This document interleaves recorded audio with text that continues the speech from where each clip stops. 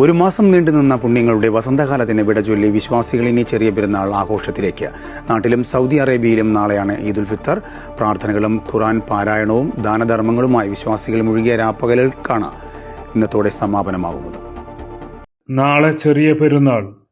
പ്രാർത്ഥനകളും ഖുർആൻ പാരായണവും ദാനധർമ്മങ്ങളുമായി വിശ്വാസികൾ മുഴുകിയ രാപ്പകലുകൾക്കാണ് ഇന്നത്തോടെ സമാപനമാകുന്നത്. സ്നേഹവും ഐക്യവും വിളിച്ചോതി വിവിധ സംഘടനകളും സ്ഥാപനങ്ങളും നടത്തിയ ഇഫ്താർ സംഗമങ്ങൾ ഈ റംദാനിനെ ധന്യമാക്കി.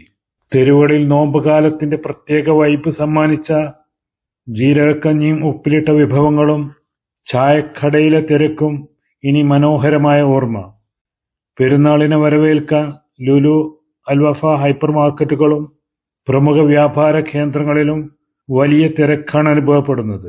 മേഖലയിലെ യുദ്ധസമാനമായ സാഹചര്യങ്ങൾക്കും ഡ്രോൺ ഭീഷണികൾക്കിടയിലും സൗദിയുടെ പ്രതിരോധ കരുത്ത് ജനജീവിതത്തെ ഒട്ടും ബാധിച്ചിട്ടില്ല. ഷറഫി ഉൾപ്പെടെയുള്ള നഗരവീഥികളിൽ പെരുന്നാൾ വിപണിയെ വരവേൽക്കുന്ന തിരക്കിലാണ്. പരീക്ഷണങ്ങൾക്കിടയിലും പ്രത്യാശയുടെയും സാഹോദര്യത്തിന്റെയും സന്ദേശവുമായിട്ടാണ് ഓരോ വിശ്വാസിയും പെരുന്നാളിനെ വരവേൽക്കുന്നത്. സുൽഫിഖ്റോദായ്, അമൃത ന്യൂസ്, ജിദ്ദ.